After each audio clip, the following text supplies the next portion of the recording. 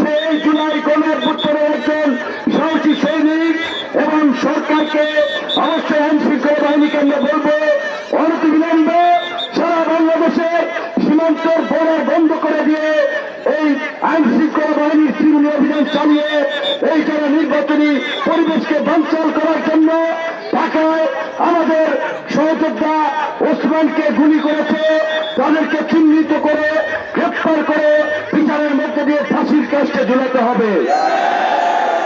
আজকে BNP chairperson আমাদের দুঃসময়ের গণতন্ত্রের আন্দোলনের নেত্রী বেগম খালেদা জিয়া গুরুতর অসুস্থ। আমরা দোয়া করি আল্লাহ তাকে সুস্থ করে আমাদের মাঝে রাজনীতি করার সুযোগ দেখ ইনশাআল্লাহ। এলাকার অন্যান্য রাজনৈতিক দলের ভাই বোনদেরকে বলবো আপনাদের সাথে আমার বিরোধ নাই। আমার উপজেলার নেতৃবৃন্দের যে সদস্য সচিব জাকির ভাই, শোয়েব মুন্সি, এই যে আহ্বায়ক হাফিজ ভাই, যুবনেতা যে ফারুক, এই আবুল হোসেন যুব অধিকার পরিষদের সদস্য, শ্রমিক অধিকার পরিষদের আমির হোসেন, এখানে যারাই আছেন একটা লোক পাইবেন না, দেখাতে পারবেন না যারা মানুষের উপরে জুলুম করছে, কারো ঘর দখল করছে, বাড়ি দখল করছে, টেন্ডারবাজি করছে, চাঁদাবাজি করছে, মানুষকে মামলা দিয়ে হয়রানি করছে, টেবিল হাইটের ভয় দেখে টাকা নিচ্ছে। এই অপকর্ম আমার কোন নেতা কর্মী করে নাই।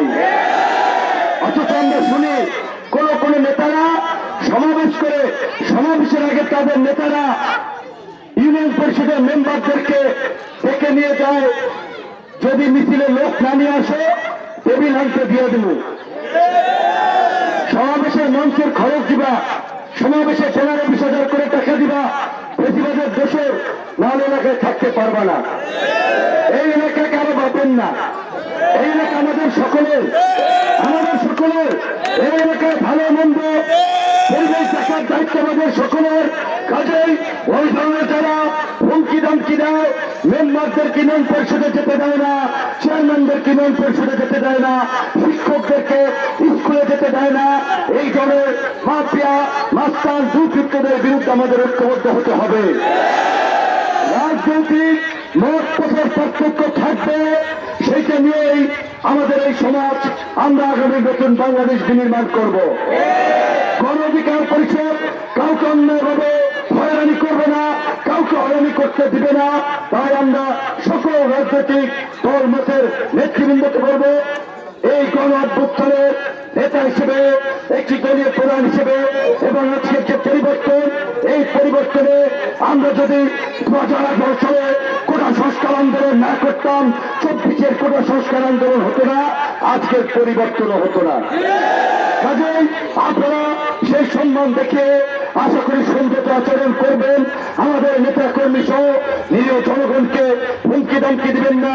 কেউ যদি কোনো সমস্যায় পড়েন, হুমকি দামকি দেয়, গণ অধিকার পরিষদের নেতা কর্মীদের সাথে যোগাযোগ করবেন, আমরা তার পাশে আছি। আমাদের স্লোগানটা যে শেষ করে সর্বশেষ, জনতার অধিকার, আমাদের অধিকার, দেশ হবে জনতার। সর্বশেষ মাগরিবের আযান ছেড়ে যাবে। আপনাদেরকে ধন্যবাদ এবং কৃতজ্ঞতা জানিয়ে আমি শেষ করছি। আমাদের মা বোনরা ওইখানে আছে, আমি একটু তাদের সাথে সালাম বিনিময় করবো, একটু জায়গা করে দিন। সুদাভাই সর্বশেষ ধন্যবাদ জানাইয়া 1 মিনিটে কথা বলুন। আসসালামু আলাইকুম প্রিয় পানপট্টিবাসী, আপনারা আজকে